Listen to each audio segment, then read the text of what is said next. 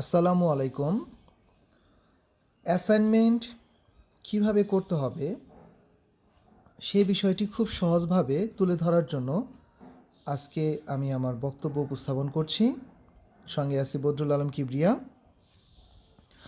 ইতিমধ্যে প্রায় সকল শিক্ষার্থী অ্যাসাইনমেন্ট হাতে পেয়েছো। তো প্রথমে বুঝে ওঠাটা একটু মুশকিল বা বুঝে ওঠাটা সহজ নয় যে অ্যাসাইনমেন্টটা আমরা আসলে কিভাবে করব। তো এটা নিয়ে দুশ্চিন্তা করার তেমন কিছুই নয়। এখানে আমরা গতকালকে বলেছিলাম যে অ্যাসাইনমেন্ট আমরা কোথা থেকে পেয়েছি, www.dsac.gov.bd। এখান থেকে অ্যাসাইনমেন্ট ডাউনলোড করা বা কালেকশন করা বেশ কষ্টসাধ্য, তবুও আমরা এটা সংগ্রহ করেছি। তো আমাদের আজকের বিষয় হচ্ছে ষষ্ঠ থেকে নবম শ্রেণীর পুনর্বিন্যাসকৃত পাঠ্যসূচির আলোকে মূল্যায়ন নির্দেশনা। এখানে শিক্ষকদের জন্য কী ধরনের নির্দেশনা রয়েছে, যদি সেটা আমরা জানতে পারি তাহলে বুঝতে পারবো যে আমাদেরকে কিভাবে মূল্যায়ন করা হবে। তার জন্য শিক্ষকদের জন্য মূল্যায়ন নির্দেশনা এটা যদি জেনে যাই, অর্থাৎ আমাকে যিনি মূল্যায়ন করবেন তাকে কি নির্দেশনা দেওয়া হয়েছে সেটা যদি আমরা জেনে যাই, তাহলে কি হবে, আমার সমস্ত কাজটা সম্পূর্ণ করা অনেকটা সহজ হয়ে যাবে। অ্যাসাইনমেন্ট গ্রিড মাধ্যমিক ও উচ্চশিক্ষা অধিদপ্তর ওয়েবসাইটে প্রকাশিত অনুসরণ করে শিক্ষার্থীকে প্রতি সপ্তাহে 3টি করে অ্যাসাইনমেন্ট দিতে হবে। 3টি করে অ্যাসাইনমেন্ট দিতে হবে। এই বিষয়টা হচ্ছে 3টি করে অ্যাসাইনমেন্ট হচ্ছে 3টি বিষয়ের উপরে কাজ, ঠিক আছে? অর্থাৎ তোমাকে যে পেপারসটা সংগ্রহ করা হয়েছে, সরবরাহ করা হয়েছে, সেখানে 3টি বিষয়ের কাজ রয়েছে, যেটাকে 3টি অ্যাসাইনমেন্ট হিসেবে বিবেচনা করা হচ্ছে। নির্ধারিত বিষয়সমূহে প্রস্তাবিত অ্যাসাইনমেন্ট জমা নেওয়া, মূল্যায়ন করা, পরীক্ষকের মন্তব্য সহ অ্যাসাইনমেন্টটি শিক্ষার্থীকে দেখানো এবং তারপর প্রতিষ্ঠানে সেটি সংরক্ষণ করার কাজটি 31 ডিসেম্বরের মধ্যে সম্পন্ন করতে হবে। অর্থাৎ শিক্ষক কী করবেন, তোমার কাছ থেকে অ্যাসাইনমেন্ট সংগ্রহ করবেন, সেটা মূল্যায়ন করবেন। মূল্যায়ন করে পরবর্তী সময়ে তুমি যখন দ্বিতীয় পর্যায়ের অ্যাসাইনমেন্ট গ্রহণ করার জন্য তুমি স্কুলে যাবে, তখন তোমাকে পূর্বের অ্যাসাইনমেন্টটি তোমাকে দেখাবে, সেখানে তোমার দুর্বল এবং সবল দিকগুলো তুলে ধরবে। বুঝতে পেরেছ? এভাবে 31 ডিসেম্বরের মধ্যে 6বারে এই কাজটি সুসম্পন্ন করতে হবে। এই কার্যক্রম প্রতিটি শিক্ষার্থীর অংশগ্রহণ নিশ্চিত করতে হবে। অর্থাৎ শিক্ষকরা তোমাদের ফোন দিচ্ছে, ঠিক আছে, খোঁজ খবর নিচ্ছে, তারা তাদের ফেসবুক বা অন্যান্য গ্রুপে মেসেজগুলো পৌঁছে দিচ্ছে। প্রতিটি শিক্ষা প্রতিষ্ঠানের সকল মূল্যায়ন রেকর্ড যথাযথভাবে সংরক্ষণ করতে হবে। অর্থাৎ তোমাদের 31 ডিসেম্বরের মধ্যে 6বারে যে অ্যাসাইনমেন্টগুলো 18টি অ্যাসাইনমেন্ট সম্পন্ন করা হবে, তার যথাযথ রেকর্ড সুসম্পন্ন করা হবে। তার জন্য তুমি এটা ধরে নিও না যে অ্যাসাইনমেন্ট শুধু করলাম আর জমা দিলাম, কী লিখলাম এটা টিচাররা দেখবে না বা স্যাররা দেখবে না, এরকমটি ভাবার অবকাশ নেই। অ্যাসাইনমেন্ট এর আওতায় ব্যাখ্যামূলক প্রশ্ন, সংক্ষিপ্ত প্রশ্ন উত্তর, সৃজনশীল প্রশ্ন, প্রতিবেদন প্রণয়ন ইত্যাদি অন্তর্ভুক্ত রয়েছে। শিক্ষার্থীরা অ্যাসাইনমেন্টগুলো সাদা কাগজে স্বহস্তে লিখে জমা দিবে। অনেকে আমাকে প্রশ্ন করেছে কম্পোজ করে দিব কি না, ঠিক আছে, অন্য কেউ লিখে দিবে কি না, তার উত্তর কিন্তু এখানে আছে। অ্যাসাইনমেন্টগুলো সাদা কাগজে স্বহস্তে মানে নিজের হাতে লিখে জমা দিবে। অভিভাবক বা তার প্রতিনিধি স্বাস্থ্যবিধি অনুসরণ করে প্রতি সপ্তাহে একদিন শিক্ষা প্রতিষ্ঠান থেকে অ্যাসাইনমেন্ট সংগ্রহ করবেন এবং জমা দিবেন। তোমরা নিজেরাও স্বাস্থ্যবিধি মেনে স্কুলে এসে অ্যাসাইনমেন্ট সংগ্রহ করতে পারবে। এখন পর্যন্ত আমরা শিক্ষকের করণীয় বিষয়টা নিয়ে আলোচনা করছি। কেন করছি? শিক্ষক যা করবেন তা যদি আমি আগে থেকেই জানি, আমি সতর্ক হতে পারবো কিভাবে আমি অ্যাসাইনমেন্টে ভালো বা অতি উত্তম নাম্বারিং পেতে পারি। অ্যাসাইনমেন্টগুলোতে কিভাবে নাম্বারিং করা হবে সেটা নিয়ে আমি একটু পরেই বলছি।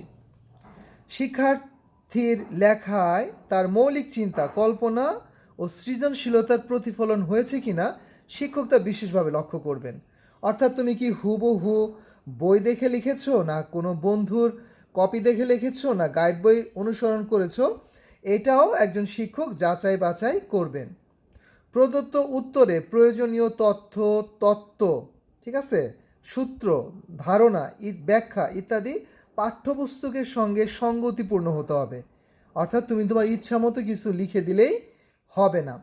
প্রত্যেক শিক্ষার্থীর প্রতিটি বিষয়ের প্রতি অ্যাসাইনমেন্ট মূল্যায়ন করে তার সবল দুর্বল দিকগুলো খাতায় চিহ্নিত করতে হবে এবং এমনভাবে তার মন্তব্য লিপিবদ্ধ করতে হবে যাতে শিক্ষার্থীর তার সবল ও দুর্বল দিকগুলো স্পষ্টভাবে উপলব্ধি করতে পারে।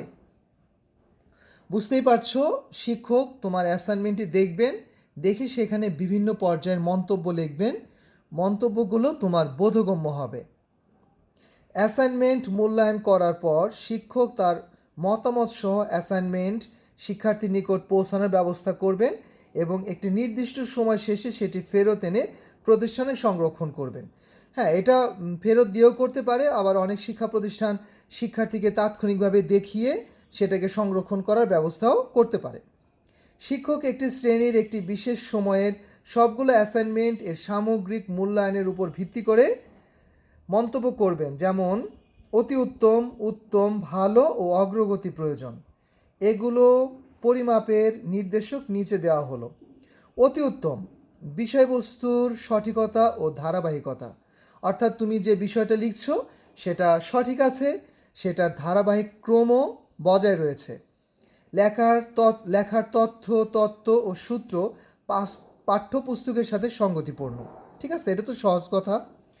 লেখার লক্ষণীয় নিজস্বতা ও সৃজনশীলতা, অর্থাৎ তুমি কিছু কিছু জিনিস নিজেও ব্যাখ্যা করতে পেরেছো। ঠিক আছে, সেটা এরকম যদি তোমার লেখায় থাকে তোমাকে অতি উত্তম হিসেবে বিবেচনা করা হবে, অ্যাসাইনমেন্টের উপরে অতি উত্তম মূল্যায়িত হবে। উত্তম মূল্যায়ন কাকে করা হবে? বিষয়বস্তুর সঠিকতা ও ধারাবাহিকতা। ঠিক আছে, এটা কিন্তু প্রথমেও ছিল বিষয়বস্তুর সঠিকতা ও ধারাবাহিকতা। এটা দ্বিতীয় উত্তম পেতে গেলেও তোমার বিষয়বস্তুর সঠিক হতে হবে এবং ধারাবাহিকতা থাকতে হবে।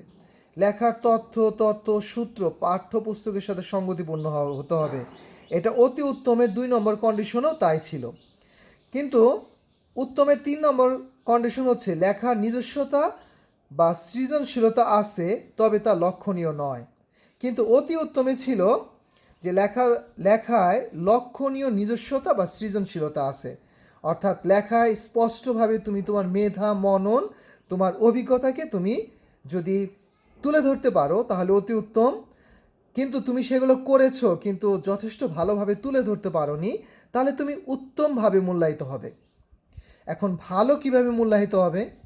বিষয়বস্তুর সঠিকতা থাকলেও ধারাবাহিকতার অভাব, অর্থাৎ তুমি সঠিক বিষয় লিখছো কিন্তু গুছিয়ে লিখতে পারোনি। লেখায় তত্ত্ব ও সূত্র ব্যাখ্যার আংশিকভাবে সঠিক, ঠিক আছে, এগুলো তুমি পূর্ণাঙ্গভাবে সঠিক সূত্র ব্যাখ্যা দিতে পারোনি। লেখায় সামান্য নিজস্বতা ও সৃজনশীলতা রয়েছে, অর্থাৎ লেখায় তুমি নিজের দক্ষতা অল্প প্রকাশ করতে সক্ষম হয়েছো। কাদেরকে লেখা হবে? অগ্রগতি প্রয়োজন।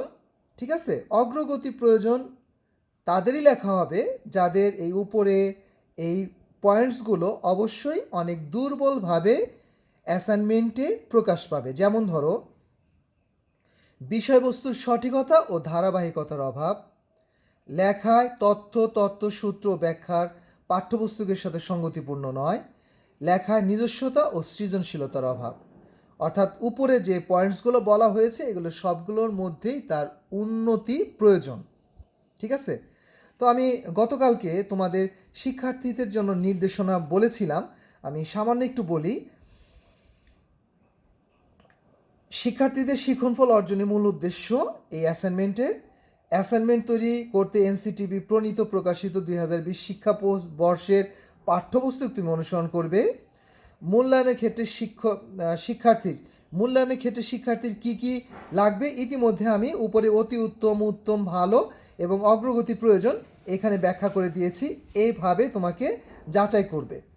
অ্যাসাইনমেন্ট সরাসরি নিজের হাতে লিখতে হবে। অ্যাসাইনমেন্ট লেখার ক্ষেত্রে যে কোনো কাগজ ব্যবহার করলেই চলবে, তবে A4 কাগজটি সবাই পছন্দ করে। ঠিক আছে, এটা হচ্ছে শিক্ষার্থীর জন্য নির্দেশনা। প্রতিষ্ঠান প্রধানগণ কি করবেন সেটা নিয়ে আমাদের এত চিন্তা না করলেও হবে। প্রতিষ্ঠানের প্রধান তারা সামগ্রিক বিষয়টি লক্ষ্য করবেন। যেমন কি করবেন? সর্বাগ্রে শিক্ষক শিক্ষার্থী অভিভাবকগণের স্বাস্থ্যবিধি অনুসরণ ও স্বাস্থ্য সুরক্ষা নিশ্চিত করতে হবে। অর্থাৎ প্রতিষ্ঠান প্রধান আমাদের করোনা ভাইরাসের যে ঝুঁকি রয়েছে সেই ঝুঁকির বিষয়টি তিনি লক্ষ্য করবেন। শিক্ষার্থীর মূল্যায়ন কার্যক্রম সকল বিষয়ভিত্তিক শিক্ষক সহ অন্যান্য শিক্ষকগণ ও কর্মচারীদের অংশগ্রহণ নিশ্চিত করতে হবে। ঠিক আছে, তিনি সাবজেক্ট বেস টিচারদের দিয়ে এই মূল্যায়নগুলো করাবেন। মাধ্যমিক ও উচ্চশিক্ষা অধিদপ্তর আঞ্চলিক জেলা উপজেলা পর্যায়ে শিক্ষা কর্মকর্তাগণ শিক্ষার্থীর মূল্যায়নের কার্যকারিতা ও ফলপ্রসূতা যাচাইয়ে শিক্ষার্থী প্রদত্ত অ্যাসাইনমেন্ট ও মূল্যায়ন প্রক্রিয়া পরিবীক্ষণ করবেন। অর্থাৎ আমরা শুধু স্কুলে জমা রেখে দিব কিসের জন্যে? আমরা স্কুলে জমা রেখে দিব, এখানে প্রধান শিক্ষককে বলে দিয়েছেন যে কোনো সময় এগুলো উপরের কর্মকর্তারা এসে দেখতে পারেন বা দেখতে চাইতে পারেন এবং আমাদের মূল্যায়ন সঠিক আছে কি না সেগুলো তারা পর্যবেক্ষণ করতে পারেন। এটা প্রধান শিক্ষক সঠিকভাবে সহযোগিতা করবেন। কোনো শিক্ষার্থী যেন কারো দ্বারা অনৈতিক কোনো চাপের মুখোমুখি না হয় তা অবশ্যই প্রতিষ্ঠান প্রধান লক্ষ্য করবেন। 1 নভেম্বর 2020 খ্রিস্টাব্দ থেকে 15 ডিসেম্বর 2020 খ্রিস্টাব্দের মধ্যে অ্যাসাইনমেন্ট প্রদান ও জমা নেওয়া কাজ সম্পূর্ণ করতে হবে। হ্যাঁ, এখানে 15 ডিসেম্বরের মধ্যে জমা নেওয়ার কথা বলা হয়েছে, আর এখানে আমাদেরকে আরেকটি জায়গায় বলা হয়েছে যে এটা 31 ডিসেম্বরের মধ্যে সম্পূর্ণ করতে হবে। প্রথম পৃষ্ঠায় কী করা বলা হয়েছে? প্রতিষ্ঠান সেটি সংরক্ষণ করার কাজটি 31 ডিসেম্বরের মধ্যে সম্পূর্ণ করবে। ঠিক আছে, এখন 31 ডিসেম্বরের মধ্যে সম্পূর্ণ করবে, আর এখানে বলেছে যে 15 ডিসেম্বরের মধ্যে অ্যাসাইনমেন্ট প্রদান ও জমা নেওয়ার কাজ সম্পন্ন করতে হবে। 15 ডিসেম্বর তুমি জমা দিলে সেটা দেখতেও তো 5-6 দিন সময় লাগবে। ঠিক আছে, 20 ডিসেম্বর হয়ে যাবে। এখন সার্বিকভাবে এই অতি উত্তম ভালো অগ্রগতি এগুলো একটা রেজাল্ট তৈরি করতে হবে। তার জন্য 15 ডিসেম্বরের মধ্যে অ্যাসাইনমেন্ট জমা নেয়ার কাজটি সুসম্পন্ন করতে হবে, প্রদান ও জমা নেওয়ার কাজটি সম্পূর্ণ করতে হবে। তবে অ্যাসাইনমেন্টের সার্বিক ফলাফল প্রকাশের জন্য আমাদের 31 ডিসেম্বর পর্যন্ত সময় দেওয়া হয়েছে। এখন দেখা যাক আমি তোমাদের অ্যাসাইনমেন্টটি আসলে কি বিষয়বস্তু বা অ্যাসাইনমেন্টের একটা রুটিন যদি আমরা খেয়াল করি, অ্যাসাইনমেন্টের একটি রুটিন খেয়াল করলেই হবে। অ্যাসাইনমেন্টের একটি রুটিন তোমরা দেখো যে এটা 6ষ্ঠ শ্রেণীর একটা অ্যাসাইনমেন্ট, এটা প্রথম পর্যায়ের অ্যাসাইনমেন্ট, এটা দ্বিতীয়, এটা তৃতীয় পর্যায়ের অ্যাসাইনমেন্ট, চতুর্থ, পঞ্চম, এটা 6ষ্ঠ পর্যায়ের অ্যাসাইনমেন্ট। তুমি লক্ষ্য করে দেখো প্রথম পর্যায়ের অ্যাসাইনমেন্টে অ্যাসাইনমেন্ট 1 এটা বাংলা, অ্যাসাইনমেন্ট 1 এটা ইংরেজি, অ্যাসাইনমেন্ট 1 এটা বাংলাদেশ ও বিশ্ব পরিচয়। আমাদের বলা হয়েছে 3টা অ্যাসাইনমেন্ট দিবে। দেখো এটা প্রথম পর্যায়ে 3টা অ্যাসাইনমেন্ট দেওয়া হয়েছে। ঠিক আছে, অর্থাৎ প্রথম পর্যায়, দ্বিতীয় পর্যায়, তৃতীয় পর্যায়টা হচ্ছে একটা অ্যাসাইনমেন্ট সমষ্টি। অর্থাৎ প্রথমবারে আমাকে কয়টি অ্যাসাইনমেন্ট করতে দেওয়ার জন্য আমার হাতে তুলে দেওয়া হবে, সেটা হচ্ছে পর্যায় বা প্রথমবার। দ্বিতীয়বারে দেখো অ্যাসাইনমেন্ট 1 তার বিষয়টা কি? বিজ্ঞান। অ্যাসাইনমেন্ট 1 তার বিষয়টা কি? তথ্য যোগাযোগ প্রযুক্তি। অ্যাসাইনমেন্ট দ্বিতীয় পর্যায়ে কি? অ্যাসাইনমেন্ট এখানে ধর্ম। ঠিক আছে, তো তৃতীয় পর্যায়ে তোমার অ্যাসাইনমেন্টের বিষয়গুলো কি থাকবে? দেখো তুমি আসো অ্যাসাইনমেন্ট, এবার তুমি এই বরাবর বিষয়ে যাও ইংরেজি, এই দেখো অ্যাসাইনমেন্ট, এই বরাবর তুমি বিষয়ে যাও গণিত, এবার দেখো অ্যাসাইনমেন্ট, এই বরাবর তুমি বিষয়ে যাও কৃষি অথবা গার্হস্থ্য। ঠিক আছে, এভাবে প্রত্যেকবার 3টি করে মোট 3, 6, 18টি অ্যাসাইনমেন্ট দেওয়া হবে 6 বারে। কয়বারে? 6 বারে। এটা সপ্তমেও সত্য, এটি অষ্টমেও সত্য, এটা নবমেও সত্য। এবার আসা যাক অ্যাসাইনমেন্টটি দেখতে আসলে কীরকম। ঠিক আছে, অ্যাসাইনমেন্টটা দেখতে আসলে কীরকম এবং সেটা আমাকে কোন অংশটা করতে হবে। দেখো অ্যাসাইনমেন্টের নির্ধারিত কাজের প্রান্তিক নাম্বার, প্রথম অ্যাসাইনমেন্ট, অধ্যায় ও বিষয়সমূহ শিরোনাম, সততার পুরস্কার, মিনু, নীলনদ আর পিরামিড দেশ, এই 4টি অধ্যায় থেকে এই প্রশ্নগুলো নেওয়া হয়েছে। মূল্যায়ন নির্দেশনা, উত্তরগুলোর বিষয়বস্তু সঠিক হতে হবে, বাক্য গঠন ও বানান শুদ্ধ হতে হবে। অর্থাৎ মূল্যায়ন করতে যে আমরা শিক্ষকরা যারা রয়েছি তারা এই 2টি বিষয় খুব বেশি করে লক্ষ্য করব। এটি শিক্ষকরা জানবেন, কিন্তু শিক্ষকরা কোন জিনিসটা জেনে তোমাকে মূল্যায়ন করবে সেটি যদি তুমি জানো তাহলে কি হবে? তাহলে তোমার এই প্রশ্নগুলো লেখার সময় তুমি সেই বিষয় 2টি মাথায় রাখবে। বিষয়বস্তু সঠিক হতে হবে, এই প্রশ্নের বিষয়বস্তুগুলো সঠিক হতে হবে, বাক্য গঠন যেন আগে পরে না হয়, বানান যেন শুদ্ধ হয়। ঠিক আছে, এবার আসো অ্যাসাইন টাস্ক অ্যান্ড অ্যাসেসমেন্ট। এখন কি করতে বলা হয়েছে, যে সিরিয়াল ফার্স্ট অ্যাসাইনড টাস্ক, আমাকে যে কাজটা দেওয়া হয়েছে, unit and title of the lesson, lesson 1 going to a new school, lesson 2 congratulations well done, lesson 3 a railway station, lesson 4 where are you from. এখন এগুলো হচ্ছে অধ্যায়ের নাম, কোথা থেকে আমি এই প্রশ্নগুলোর উত্তর খুঁজে পাবো। ঠিক আছে, লেসন 1-এর কী করতে বলছে আমাকে, A1 B4 ফ্রম টেক্সট বুকে যাব, A1-এ একটা অবশ্যই নির্দেশনা দেওয়া আছে, B4-এও একটা নির্দেশনা দেওয়া আছে। আমি লিখবো A1, এই নির্দেশনাটা লিখবো, লিখে A1-এর আন্ডারে যে নির্দেশনা আছে সেটা সুসম্পন্ন করব। এখন assignment criteria, teacher will check, কী করবে, whether the students use appropriate word to fill in the gaps. ঠিক আছে, অ্যাপ্রোপ্রিয়েট ওয়ার্ডগুলো ফিল ইন দ্য ব্ল্যাঙ্কসে ব্যবহার করা হয়েছে কি না। Their ideas to organise a paragraph, একটা প্যারাগ্রাফ অর্গানাইজ করতে তাদের আইডিয়া ঠিক আছে কি না। Skill of relating to real life, অর্থাৎ বাস্তব জীবনের সাথে সে সঠিকভাবে সম্পর্ক স্থাপন করতে পারছে কি না। Use of language in given situation or dialogue, অর্থাৎ গিভেন সিচুয়েশন এবং ডায়ালগের ক্ষেত্রে সে সঠিক ভাষা ব্যবহার করতে পেরেছে কি না। তাহলে একজন টিচার হচ্ছে এই বিষয়গুলো দেখে তোমাকে মূল্যায়ন করবে। তো তুমি যদি জানো যে একজন শিক্ষক কোন বিষয়গুলো দেখবে, তাহলে তোমার জন্য এগুলো সুন্দর মতো গুছিয়ে লেখা অনেক সহজ হবে।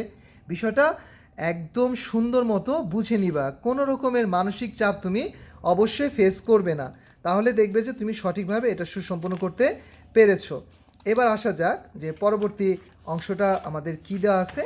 পরবর্তী অংশে রয়েছে আমাদের ষষ্ঠ শ্রেণীর অ্যাসাইনমেন্ট 3, সেখানে দেওয়া আছে যে এটা কি বিষয়ের নাম হচ্ছে বাংলাদেশ ও বিশ্ব পরিচয়।